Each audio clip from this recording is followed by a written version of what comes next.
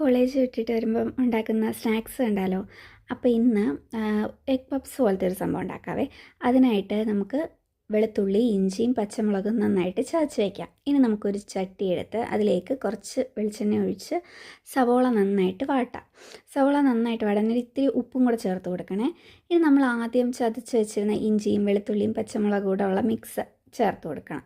ഇനി നന്നായിട്ട് വാട്ടിയെടുക്കാം. ഇനി നമുക്ക് മഞ്ഞൾപ്പൊടി, മുളക് പൊടി, മല്ലിപ്പൊടി, ഗരം മസാല, കുരുമുളക് പൊടി, ഇത്തിരി പെരിഞ്ജീരകം പൊടിച്ചതോടെ ചേർത്ത് നന്നായിട്ട് മിക്സ് ചെയ്യാം കേട്ടോ. ഇതിൽ ഒരു തുള്ളി വെള്ളവും കൂടെ ഒഴിച്ച് ജസ്റ്റ് മസാല ഒന്ന് സെറ്റ് ചെയ്ത് വയ്ക്കാവേ. ഇനി നമുക്ക് ബ്രെഡ് വേണം. ബ്രെഡിൻ്റെ 4 എഡ്ജസും കട്ട് ചെയ്ത് കളഞ്ഞിട്ട് ജസ്റ്റ് ഒന്ന് പരത്തിയെടുക്കണം. പരത്തിയെടുത്ത ബ്രെഡ് എടുത്തിട്ട് അതിൻ്റെ നടുക്ക് നമ്മൾ ഉണ്ടാക്കി വെച്ച മസാല വയ്ക്കുക. ഇനിയും പുഴുങ്ങി വെച്ച മുട്ട നടുകെ മുറിച്ചത് വെച്ച് ഇതിൻ്റെ ഓരോ എഡ്ജസും ഇങ്ങനെ ജസ്റ്റ് ഒരു തുള്ളി വെള്ളം തേച്ച് ഒട്ടിച്ച് വയ്ക്കുകയാണ് ചെയ്യേണ്ടത്. ഇത്തിരി വെള്ളം തേച്ച് കഴിഞ്ഞാൽ അത് ഒട്ടിയിരുന്നുള്ളൂ കേട്ടോ. ഇത്രയേ ഉള്ളൂ. ഇനി നമുക്ക് ഒരു പാന് അടുപ്പിൽ വയ്ക്കുക, ലേശം നെയ്യ് ഒഴിക്കുക. ഇനി അപ്പുറവും ഇപ്പുറവും ഇട്ട് ടോസ്റ്റ് ചെയ്തെടുക്കുകയാണ് ചെയ്യേണ്ടത്.